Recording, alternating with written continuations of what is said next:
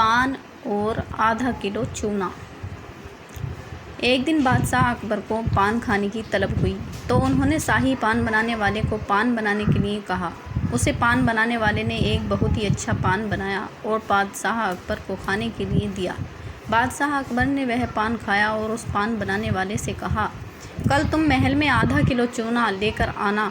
यह सुनकर उसे पान बनाने वाले को कुछ समझ नहीं आया, लेकिन बादशाह का हुक्म था, इसलिए वह चूना लाने के लिए बाजार गया। बाजार में जाने के बाद उसने चूने वाले से कहा कि मुझे आधा किलो चूना चाहिए।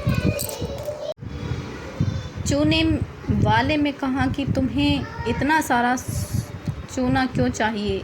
तो उसने कहा, मैं कल बादशाह अकबर को एक पान दिया था, तो पान खाने के बाद बादशाह बने कहा कि कल महल में आधा किलो चूना लाना है।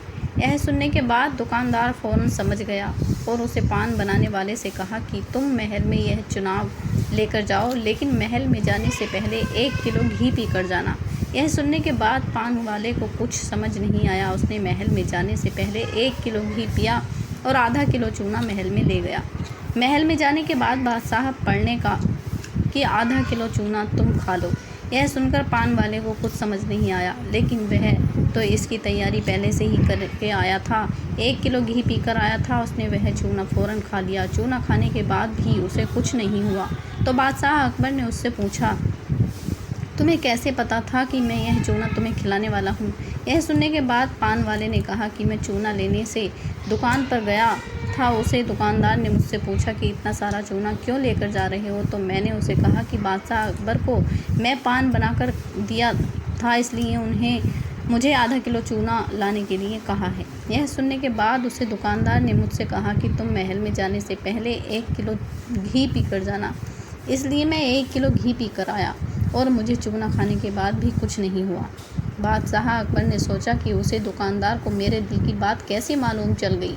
बादशाह अकबर ने उसे दुकानदार को महल में हाजिर करने के लिए कहा। दुकानदार महल में हाजिर हुआ और बादशाह बनने से पूछा, तुम्हें मेरे दिल की बात कैसे मालूम चल गई कि मैंने यह चूना इस पान वाले को खिलाने वाला हूँ? उसे दुकानदार ने कहा, जैसे ही मुझे इस पान वाले ने कहा कि उसको आपको पान बनाकर दिया था और आपने उसे आधा किलो चूना लाने के लिए कहा, मैं फ़ौरन समझ गया कि उसने गलती से ज़्यादा चूना लगा दिया आपके पास में और आपके मुंह में चले आ गए। इसी के लिए तुम उसे सबक सिखाने के लिए आधा किलो चूना खाने के लिए कहोगे, इसलिए मैंने उससे पहले ही कह दिया था कि तुम 1 किलो घी पी कर जाना, जिससे तुम्हें छूने का कोई असर न हो।